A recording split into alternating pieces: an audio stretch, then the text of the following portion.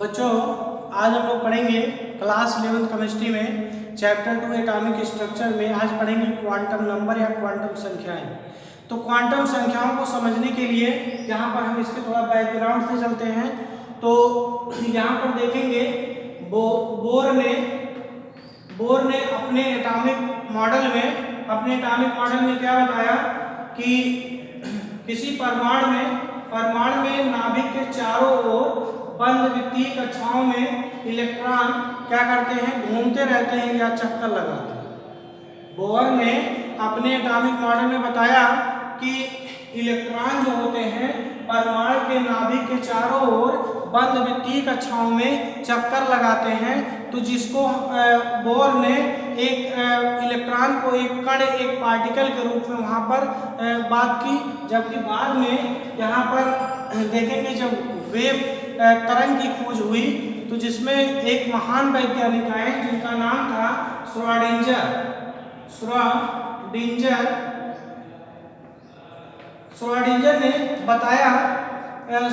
ने क्या बताया कि इलेक्ट्रॉन पार्टिकल के रूप में नहीं बल्कि इलेक्ट्रॉन जो होते हैं वे नाभिक के चारों ओर घूमते जरूर हैं, लेकिन एक यहाँ पर ये सर्कुलर पाथ पे नहीं। यहाँ पर बोर ने क्या बताया था, जो इलेक्ट्रॉन होते हैं सर्कुलर पाथ में यहाँ पर मूव करते हैं, लेकिन यहाँ पर श्रोडिंगर ने क्या बताया, इलेक्ट्रॉन जो है मूव यहाँ पर नाभिक के चारों ओर घूमते जरूर हैं, लेकिन यहाँ पर ये देखेंगे इलेक्ट्रॉन जो होगा, इलेक्ट्रॉन एक वेव फॉर्म में इस तरीके से यहाँ पर ये गति करता है। कहने का मतलब यहाँ पर श्रोडिंगर ने इलेक्ट्रॉन को एक तरंग बताया कि इलेक्ट्रॉन जो है एक तरंग फॉर्म में यानी कि वेव फॉर्म में गति करता है। कहने का मतलब यहाँ पर कुछ इस फॉर्म में यहाँ पर एक इलेक्ट्रॉन, कुछ यहाँ पर ये जो सर्कुलर है यानी कि इलेक्ट्रॉन जो है एक तरंग के रूप में यहाँ पर चलता है। तो यहाँ पर अब श्रोडिंगर ने जब ये बताया कि एक तरंग के फॉर्म में इलेक्ट्रॉन नाभिक के चारों ओर घूमते रहते हैं, तो उस कंडीशन पर इस पे उन्होंने एक बात कही कि यहाँ पर जो इलेक्ट्रॉन की पाए जाने की संभावना है, इलेक्ट्रॉन की पाए जाने की संभावना ये सर्कुलर पाथ पे नहीं बल्कि सर्कुलर के अंदर भी हो सकता है, सर्कुलर पर भी हो सकता है, सर्कुलर के बाहर भी हो सकता है। कहने का मतलब यहाँ जो इलेक्ट्रॉन पाए जाने की प्रोबेबिलिटी होगी, यहाँ पर इसकी संभावना होगी, ये 3 केस में हो सकता है। एक तो यहाँ पर ये हो सकता है इस सर्कुलर पाथ के अंदर हो सकता है, एक सर्कुलर पर हो सकता है, एक सर्कुलर के बाहर हो सकता है।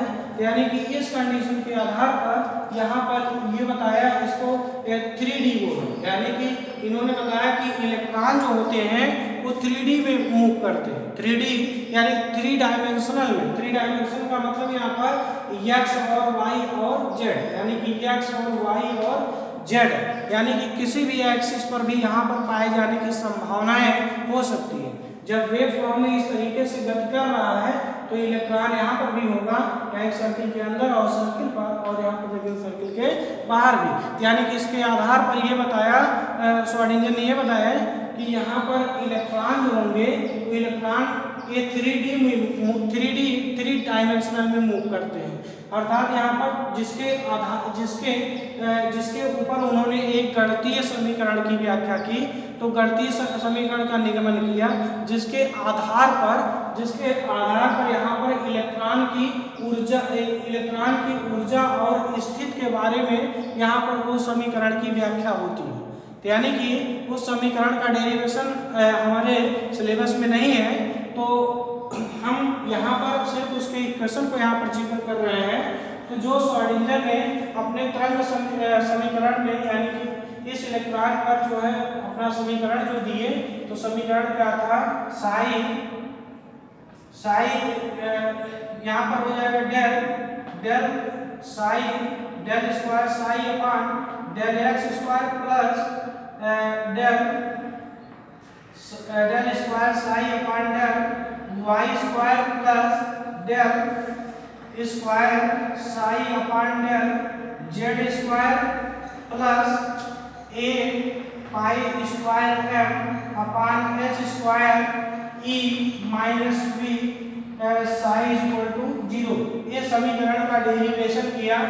इस समीकरण को यहाँ पर श्रोडिंगर ने इस समीकरण के माध्यम से इस इलेक्ट्रॉन की पाए जाने की प्रोबेबिलिटी बताई, उसकी संभावनाएं बताई कि उस यहाँ पर किस जगह पे वो पाया जा सकता है। तो इसके बारे में उन्होंने जिक्र किया।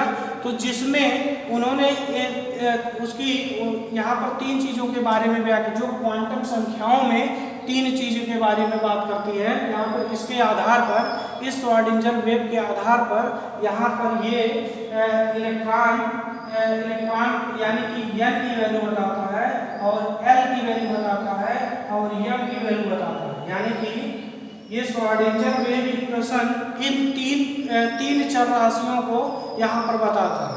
ये श्रोडिंगर तरंग समीकरण जो है ये तीन चर राशियों को यहाँ पर बताता है, जो ये सभी एक पूर्णांक नंबर में होते हैं। यानी कि कह सकते हैं यहाँ पे श्रोडिंगर वेव इक्वेशन के थ्रू जो है तरंग समीकरण के आधार पर यहाँ पर तीन चीज़ की व्याख्या होती है, n, l, m। जहाँ पे n क्या है, प्रिंसिपल क्वांटम नंबर है, l क्या है, ये अज़ीमुथल क्वांटम नंबर है, m क्या है, मैग्नेटिक क्वांटम नंबर है। इसको जानने के लिए हम पढ़ेंगे क्वांटम संख्याएं या quantum number.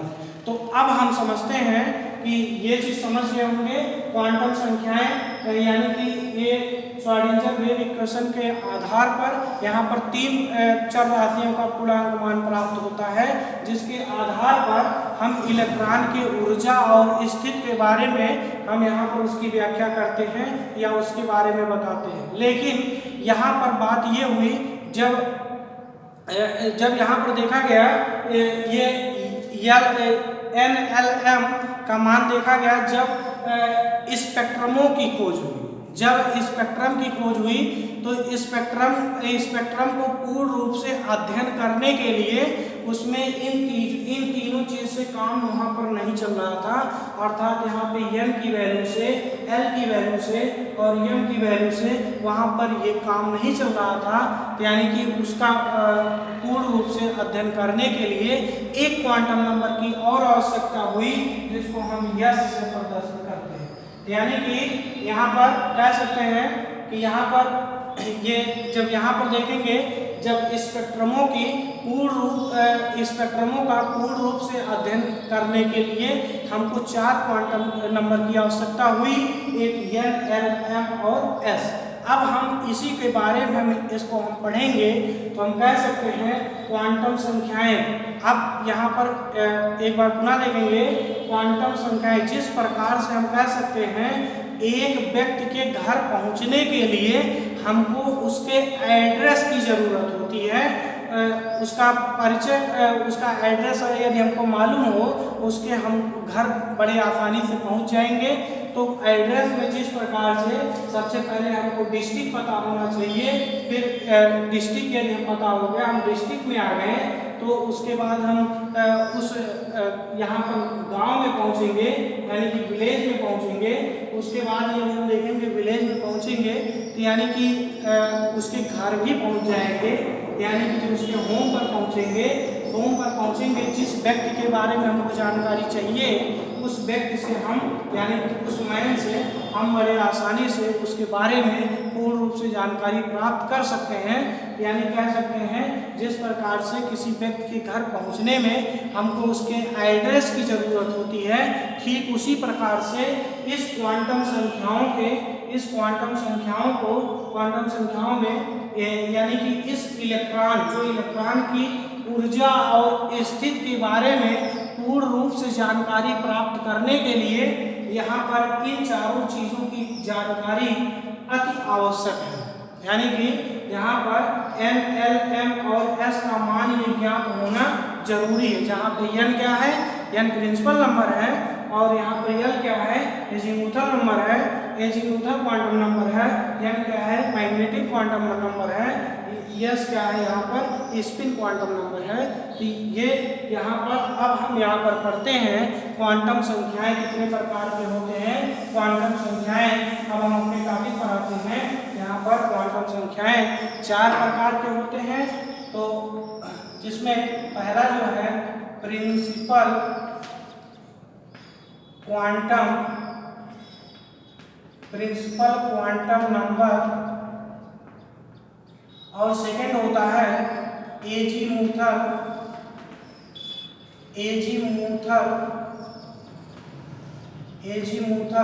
Quantum number.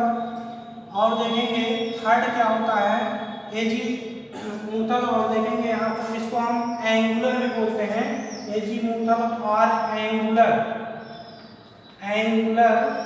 Quantum number.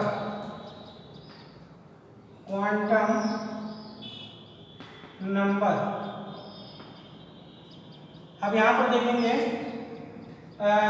और ये इसको प्रिंसिपल क्वांटम नंबर को n से और एजीमूथल क्वांटम नंबर को l से, और यहाँ पर देखेंगे मैग्नेटिक क्वांटम नंबर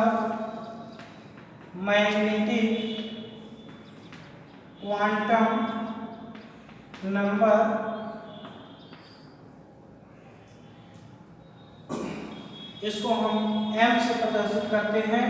और यहाँ 4 जो है स्पिन क्वांटम नंबर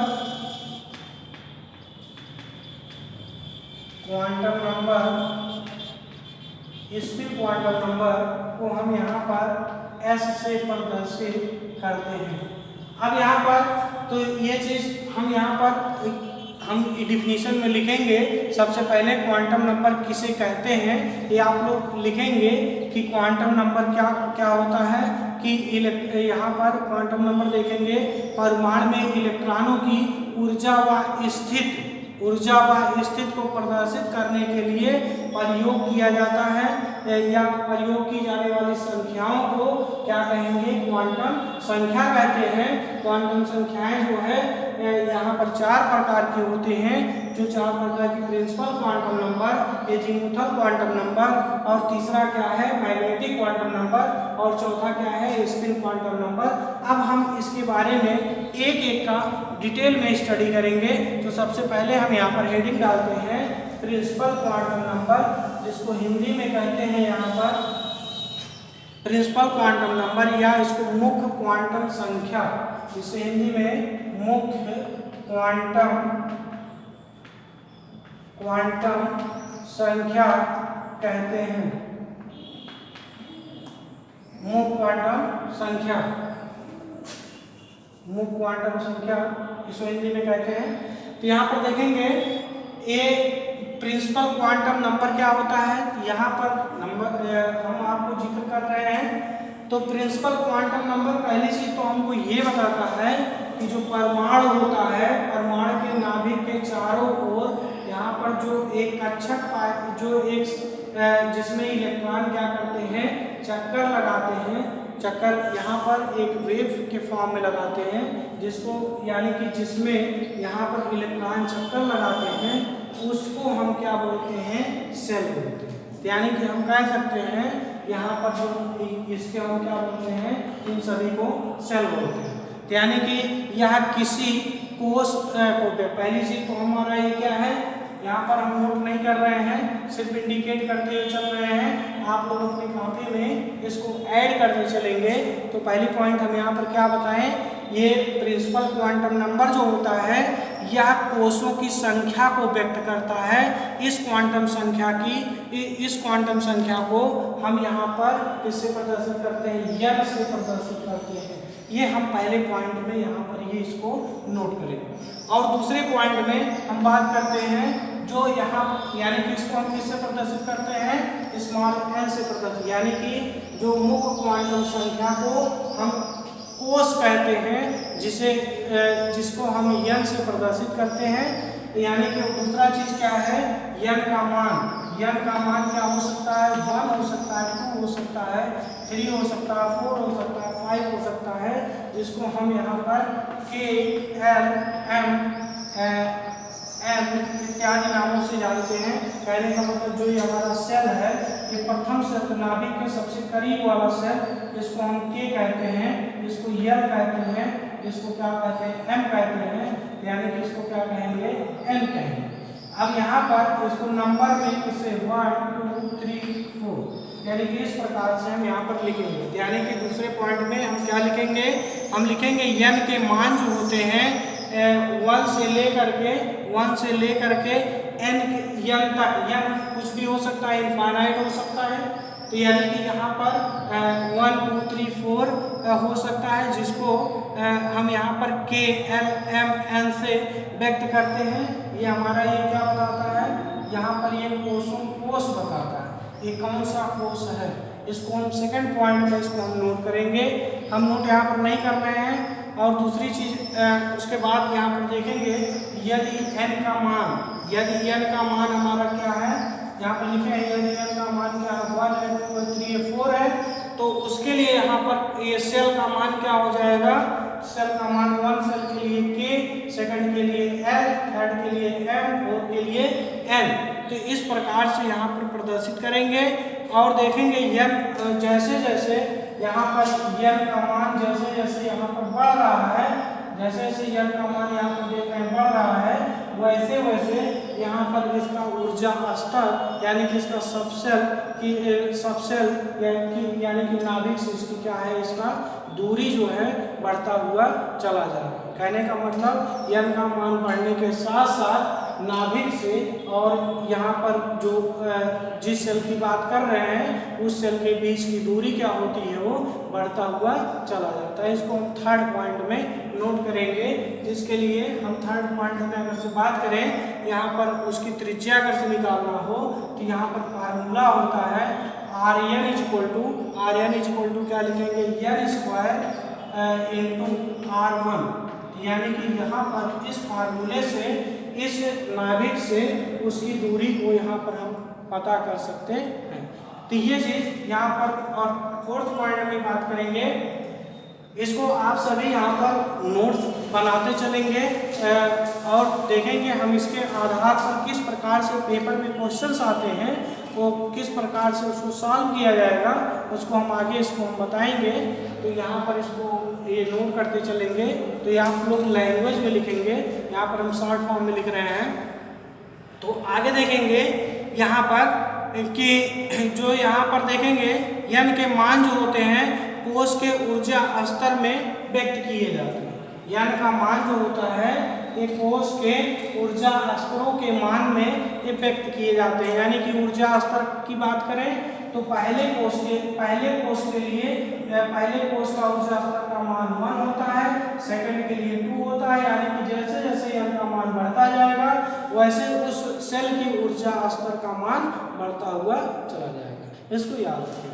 और देखेंगे यानी कि यहाँ पर ये ऊर्जा स्तर कह सकते हैं, ऊर्जा स्तर जो होता है, ऊर्जा स्तर n के मान बढ़ने के साथ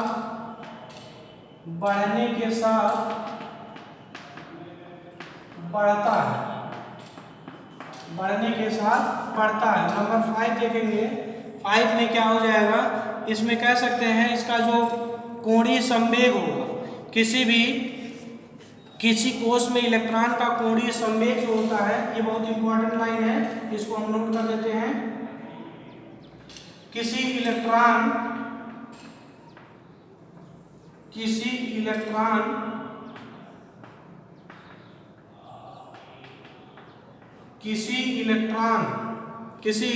का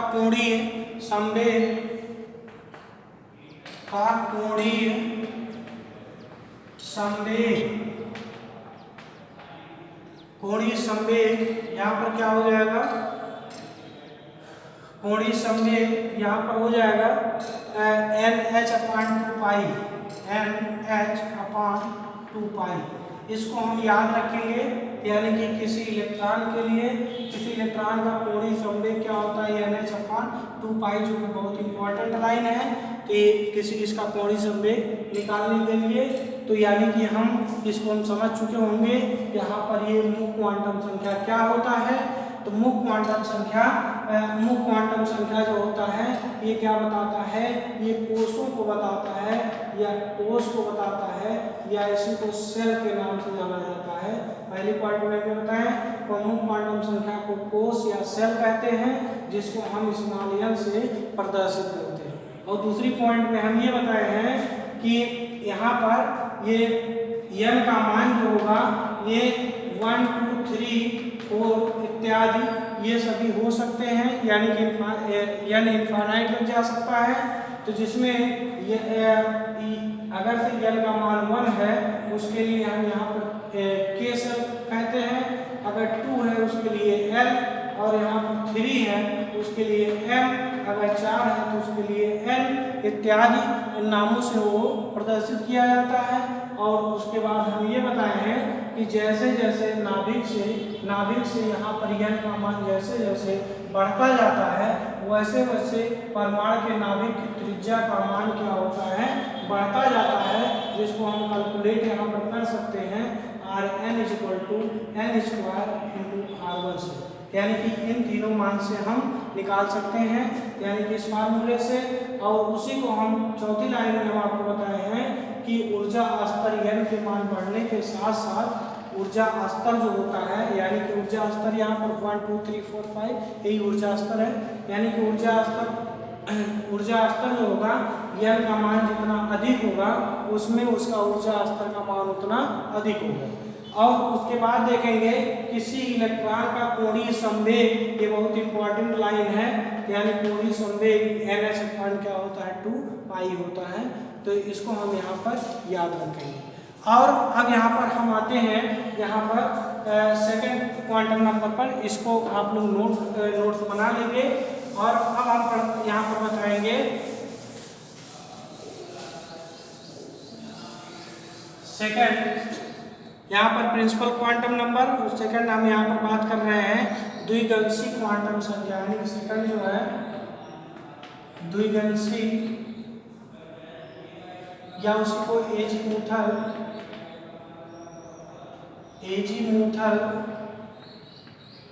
quantum number, azimuthal quantum number, इसको हम हिंदी में कहते हैं द्विगंशी क्वांटम संख्या। इसको यहाँ लिख देते हैं द्विगंशी क्वांटम संख्या। इसको हम किस प्रकार से देखेंगे, तो यहाँ पर देखेंगे, यहाँ पर जो द्विगंशी क्वांटम संख्या होता है इसको हम किससे प्रदर्शित करते हैं, इसको L से प्रदर्शित करते हैं, यानी कि एजीमूथल क्वांटम नंबर या द्विगंशी क्वांटम संख्या को, इसको पॉइंट वाइज इसको आप लोग नोट करके चलेंगे कि एजीमूथल क्वांटम नंबर या द्विगंशी क्वांटम संख्या को हम यहाँ पर किससे प्रदर्शित करते हैं, L से प्रदर्शित करते हैं। L का मान जो होता है, L का मान देखेंगे यहाँ पर n-1 तक होता है। यहाँ पर L का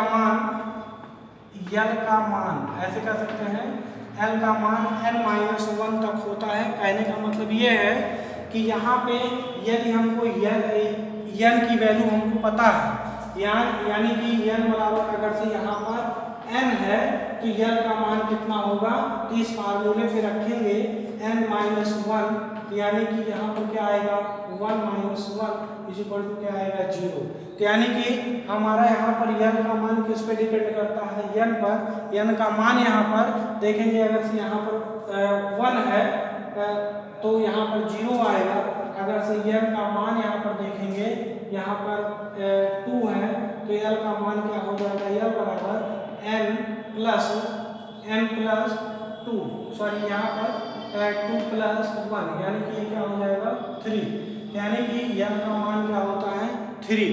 तो इस रूप में यहाँ पर हम इसको बड़ी आसानी से व्यक्त कर सकते हैं, तो यानी कि n का मान कह सकते हैं, ये इसका जो है ये इस रूप में यहाँ पर ये बता सकते हैं। तो यानी कि n का मान अगर से यहाँ पर ध्यान देंगे, यहाँ पे अगर से n का मान क्या आता है 0 आता है। यहाँ पर इसको हम सीक्वेंस से लिख देते हैं ऐसे, यहाँ पर इसको ऐसे लिखेंगे, अगर से यहाँ पे l बराबर क्या है, l बराबर 0 आया है, उसके लिए यहाँ पर कौन सा सेल होगा, s उपकोष कह सकते हैं, यानी कि ये सब सेल कह सकते हैं, उपकोष कह सकते हैं। सेल जो होता है, सेल इसके पहले यानी कि प्रिंसिपल क्वांटम नंबर सेल, यानी कि नाभिक के चारों ओर जो यहाँ पर जिसमें इलेक्ट्रॉन क्या करते हैं, चक्कर लगाते हैं, ये इसको हम क्या कहते हैं, सेल कहते हैं। सेल के अंदर, यानी कि सेल के अंदर ही क्या पाया जाता है, इसको हम सेल कहते हैं। और सेल के अंदर ही क्या पाया जाता है, ये सबसेल पाया जाता है। सबसेल, सबसेल को हम यहाँ पर क्या, सेल को हम यहाँ पर के एल एम से प्रदर्शित करते थे, जबकि सबसेल को यहाँ पर एस पी डी एफ से प्रदर्शित करेंगे। अब यहाँ पर बात करते हैं, ये सबसेल जो है, सबसेल को हिंदी में उपकोष कहते हैं, उपकोष कहते हैं, और इसको हिंदी में क्या कहते हैं, कोष कहते हैं। यानी कि यहाँ पर नाभिक के चारों ओर जो जिसमें इलेक्ट्रॉन चक्कर लगाते हैं, उस पथ जो जिस पथ होता है, उस पथ को हम क्या कहते हैं, सेल कहते हैं या कोष कहते हैं। और कोष के अंदर ही क्या पाया जाता है, सबसेल पाया जाता है। यानी कि यहाँ पर इसको नंबर में 1 2 3 4, यानी कि पहले सेल को के, दूसरे सेल को यहाँ पर, दूसरे सेल को एल, तीसरे सेल को यहाँ पर एम, चौथे सेल को एन से प्रदर्शित करते हैं। तो यहाँ पर पहले सेल में यहाँ पर बात करें, पहले सेल के लिए अर्थात n की वैल्यू n बराबर अगर से 1 है, तो n बराबर 1 है, तो यहाँ पर इसका मान हम इसमें निकाल सकते हैं कि उसमें कितने सबसेल होंगे। यहाँ पर बात करते हैं, यदि L बराबर यहाँ पर 0 है, तो 0 के लिए हम यहाँ पर ये सबसेल क्या है, सबसेल यहाँ पर क्या हो जाएगा, S। अगर से L का मान यहाँ पर 0 आता है, तो उस कंडीशन पर यहाँ पर क्या हो जाएगा, उसमें कितने उपकोष होंगे, 1। और यदि यहाँ पर 1 आता है, यानी कि L का मान यहाँ पर 1 आता है, तो 1 के लिए यहाँ पर क्या रखेंगे, तो L के लिए यहाँ पर P लिखेंगे। यानी कि L का मान जब 0 आता है, तो 0 के लिए हम S सबसेल प्रयोग करते हैं, और L के लिए यहाँ पर L के लिए जो होगा यहाँ पर ये P प्रयोग करते हैं। यानी कि SPDF आया है, यानी कि सभी सेल के अंदर एक, ये देखेंगे ये सभी उपसेल यहाँ पर होंगे। तो यहाँ पर देखेंगे अगर L का मान 0 है, तो उसमें यहाँ पर यह सबसेल होगा, अगर 1 है तो P होगा, अगर 2 आया है तो उस सबसेल में देखेंगे वहाँ पर D होगा, अगर L का मान देखेंगे यहाँ पर ये 3 आया है, तो वहाँ पर उसका मान क्या होगा, ये 3 होगा। तो यानी कि यहाँ पर कह सकते हैं कि यहाँ पर इसका L का मान जो है 0 है, तब इसका सबसेल कौन सा सबसेल होगा, S। अगर फिर 1 आया है तो P, और यहाँ पर देखेंगे D आया है, 2 आया है तो यहाँ पर D, और यहाँ पर 3 आया है तो F। तो यानी कि यहाँ पर यस सेल का आकार की बात करें, इसकी आकृति की बात करें, यदि इसके आकृति की बात करें तो यहाँ पर यस सबसेल में क्या हो जाएगा, यहाँ पर एस का होता है, गोलाकार होता है, यानी कि स्फेरिकल होता है, गोलाकार होता है। और यहाँ पर पी देखेंगे यहाँ पर डंबल होता है, पी यहाँ पर क्या होता है, डंबल शेप में होता है, जिसे जो यहाँ पर जिससे बीम किया जाता है। तो यहाँ पर ये देखिए उसको हम डंबल बोलते हैं, तो ये डंबल जैसा उसका शेप होता है, यानी कि डंबल की बात करें कुछ इस टाइप में। और यहाँ पर देखेंगे डबल डंबल, इसका बोलेंगे दुई डंबल, यहाँ पर बोलेंगे दुई डंबल शेप इसका होता है। यानी कि दुई डंबल का मतलब यहाँ पर कुछ इस टाइप से यहाँ पर हो जाएगा। और यहाँ पर यफ का देखेंगे, यफ में देखेंगे इसका नहीं बनाया जा सकता है, इसको कह सकते हैं बहुत जटिल हो, कॉम्प्लिकेटेड हो। यानी कि यहाँ पर स्फेरिकल डंबल, डबल डंबल, और यहाँ पर क्या हो जाएगा, ये इसको देखेंगे यहाँ पर क्या हो जाएगा, यहाँ पर कॉम्प्लिकेटेड हो। तो यानी कि यहाँ पर ये हम चीज़ समझ गए होंगे कि एजीमुथल क्वांटम नंबर को हम L से प्रदर्शित करते हैं। L का मान n-1 तक होता है। यहाँ पे L का मान यदि हमको पता है तो हम L का मान हम यहाँ पे कैलकुलेट कर सकते हैं। तो जिसमें यहाँ पे L का मान यदि हमारा 0 आता है तो उसके लिए यहाँ पे सबसेल क्या होगा, S होगा। अगर से 1 आता है तो उसके लिए P होगा, और अगर से यहाँ पर क्या आता है 2 आता है तो उसके लिए D होगा, अगर 3 होता है तो यहाँ पर F के लिए इसका आकार किस रूप में होगा यहाँ पर नीचे प्रदर्शित किया गया है। तो यहाँ पर हम बात करते हैं कि n के लिए n के किसी मान के लिए l के कुल मानों की संख्या क्या होता है, बराबर होता है। अगर से यहाँ पर जितने n के मान हैं, n बराबर सपोज करिए यहाँ पर 2 है, n बराबर 2 है, कहने का मतलब कोई परमाणु है, परमाणु के नाभिक यानी कि परमाणु के नाभिक का जो पहला सेल है, पहले सेल को यहाँ पर 1 बोलते हैं और यहाँ पर n बराबर 2 है, अर्थात यहाँ पर इसको ये सेकंड वाले को बोलेंगे। यहाँ पर n बराबर 2 है, तो इस 2 में सब सेलों की संख्या बताई जा रही है कि यहाँ पे हमें कह रहे हैं कि यहाँ पर जो n के मान के ऊपर ही निर्भर करता है, जितना n का मान होगा उतना ही l का मान उतना ही होगा। कहने का मतलब यदि n का मान 2 है तो यहाँ पर दूसरे सेल में उपकोषों की संख्या कितनी होगी, 2 होगी। इसको S और T बोलते हैं, यहाँ पर S और T बोलते हैं। यानी कि हम वही चीज यहाँ पर बोले हैं कि n के किसी मान के लिए l का मान जो है वो क्या होता है, आपस में बराबर होता है। इसको हम नेक्स्ट पॉइंट में इसको नोट करेंगे, उसको हम नेक्स्ट पॉइंट में नोट करेंगे। यानी कि n का मान इक्वल टू क्या होता है, l का मान। तो n का मान, n हमारा क्या प्रदर्शित करता है, ये सेलों की संख्या को बताता है, जबकि l क्या बताता है, l जो है सब सेलों की संख्या बताता है। सब सेल अर्थात यहाँ पर सब सेल बोले तो यहाँ पर क्या हो जाएगा, सब सेल मतलब सब सेल यहाँ पर हम बोले हैं, सब सेल क्या होता है, S P D F। तो यानी कि इन चारों में से यहाँ पर हो सकता है। तो यानी कि n बराबर अगर 2 है तो उसमें 2 सब सेल होंगे, अगर n बराबर 3 है तो उसमें सब सेलों की संख्या 3 होगा, यानी कि 2 है तो उसमें SP होंगे, और अगर 3 है तो यानी कि SP D होगा, और n की वैल्यू 4 है तो यहाँ पे SP D F यानी कि सब सेलों की संख्या कितनी होगी, 4 होगी। तो इसको हम यहाँ पर याद रखेंगे कि अगर से यहाँ पे n का मान जो है, अगर से n का मान हमको पता है तो हम उसमें उपकोषों की संख्या को हम बड़े आसानी से बता सकते हैं।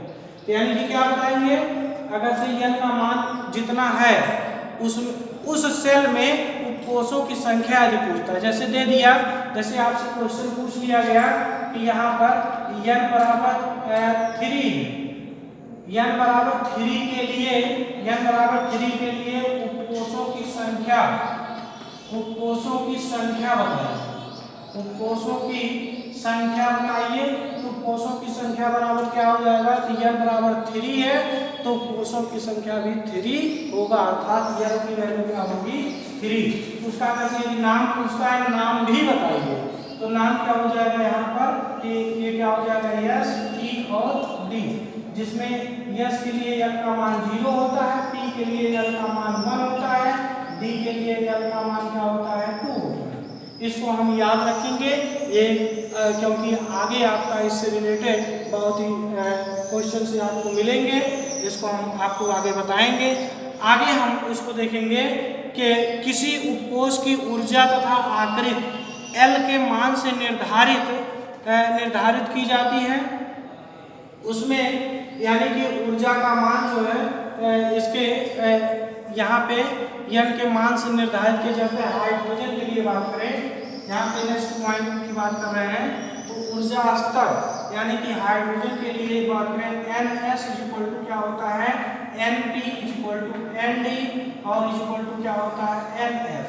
जबकि यहाँ पर जब इसमें एक इलेक्ट्रॉन, इसमें केवल कितने हैं, एक इलेक्ट्रॉन है। जब एक इलेक्ट्रॉन से कोई यानी एक इलेक्ट्रॉन से ज्यादा हो, ऐसे परमाणु जिसमें एक इलेक्ट्रॉन से क्या हो, ज्यादा हो, यानी कि एक इलेक्ट्रॉन से क्या हो, ज्यादा हो, तब उसके लिए NS is less than NP is less than, यहाँ पर क्या हो जाए, ND is less than NF।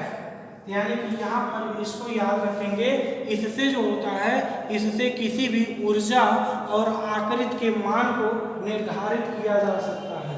यानी कि यहाँ पर इसके n के मान से L के मान का यल का मान जो है n के मान से ऊर्जा और आकृति की भी व्याख्या होती है, जिसमें देखेंगे केवल एक हाइड्रोजन यदि है तो उसके लिए हम यहाँ पे ये चीज़ हम लिखेंगे, अगर से बहुपरमाणु के लिए है तो हम यहाँ पर ये चीज़ लिखेंगे, इसको यहाँ पर ये नोट करेंगे। और आगे देखेंगे इसका एक बहुत इम्पोर्टेंट लाइन जो इसका कोणीय संवेग, कहने का मतलब किसी उपकोष सबसेल में इलेक्ट्रॉनों का कोणीय संवेग क्या हो सकता है। यहाँ पर कोणीय संवेग जो होगा यहाँ पर यम यू आर, यहाँ पर M U R is equal to क्या हो जाएगा एच अपॉन 2 पाई ब्रैकेट में एल प्लस 1, यानी कि किसी उपकोष में इलेक्ट्रॉनों की कुल संख्या, इलेक्ट्रॉनों का कोणीय संवेग क्या हो जाएगा M U R is equal to, ये बहुत इंपॉर्टेंट लाइन है क्योंकि यहाँ पर सभी में कोणीय संवेग जो है इलेक्ट्रॉनों के लिए सभी चारों मानों में, अर्थात principal quantum number, azimuthal quantum number में सभी का कोणीय संवेग जरूर से जरूर पेपर में पूछता है, वो भी 1 नंबर का, कि ये दे देगा प्रिंसिपल क्वांटम नंबर का कोणीय संवेग का, प्रिंसिपल क्वांटम नंबर में इलेक्ट्रॉनों के लिए कोणीय संवेग का मान बताइए। और वैसे ही यहाँ पर ये भी दे देगा एजीमुथल में सबसेल में उपस्थित इलेक्ट्रॉनों का कोणीय संवेग क्या होगा, जो सबसे इम्पोर्टेंट है M U R is equal to H upon 2 pi L plus 1। इसको हम इस रूप में भी लिख सकते हैं, यहाँ पर इसको ऐसे भी लिख सकते हैं इज इक्वल टू, यहाँ पर एच कट बोलते हैं, एच कट ब्रैकेट में लिखेंगे एल और यहाँ पर हो जाएगा एल प्लस 1। इसको हम इस रूप में भी लिख सकते हैं यहाँ पर एच कट के रूप में। और दूसरी चीज यहाँ पर एच, चाहे एच कट अपॉन 2 पाई कह सकते हैं, एच अपॉन एच कट, इसको हम ऐसे भी लिख सकते हैं एच कट अपॉन पाई के रूप में एल प्लस 1। इसको हम ऐसे भी लिख सकते हैं, तो जिसको हम ऊपर लिख देते हैं, यहाँ पर इस लाइन के ऊपर लिख देते हैं, यहाँ पर एच कट अपॉन पाई, ये हो जाएगा एल प्लस 1, जहाँ पे एच कट बराबर क्या है, एच कट बराबर ये है एच अपॉन 2 पाई है, या एच कट बराबर क्या कह सकते हैं, यहाँ पर एच कट बराबर यहाँ पर हो जाएगा एच अपॉन 2। ऐसे इन दोनों को हम यहाँ पर लिख सकते हैं, जहाँ एच कट बराबर क्या है, ये इक्वेशन है, इसको हम याद रखेंगे।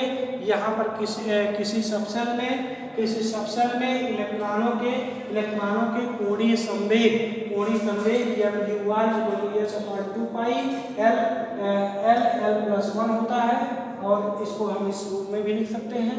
तो हम यहाँ पर इसको जो है यहीं पे स्टॉप आज करते हैं। इसके आगे नेक्स्ट 2 क्वांटम संख्याओं को आगे पढ़ेंगे और उस पर आधारित कुछ हम यहाँ पर न्यूमेरिकल्स को भी देखेंगे। तो ये दोनों आप अच्छी तरीके से इन दोनों को कंठस्थ करिए, फिर आगे हम आपको नेक्स्ट वीडियो में आपको पढ़ाएंगे। यहाँ पर इसके आगे यानी कि तीसरा टाइप क्या है, मैग्नेटिक क्वांटम नंबर से हम आपको यहाँ पर पढ़ाएंगे इन दोनों को। तब तक आप लोग कंठस्थ करिए। आज के लिए बस इतना ही, धन्यवाद।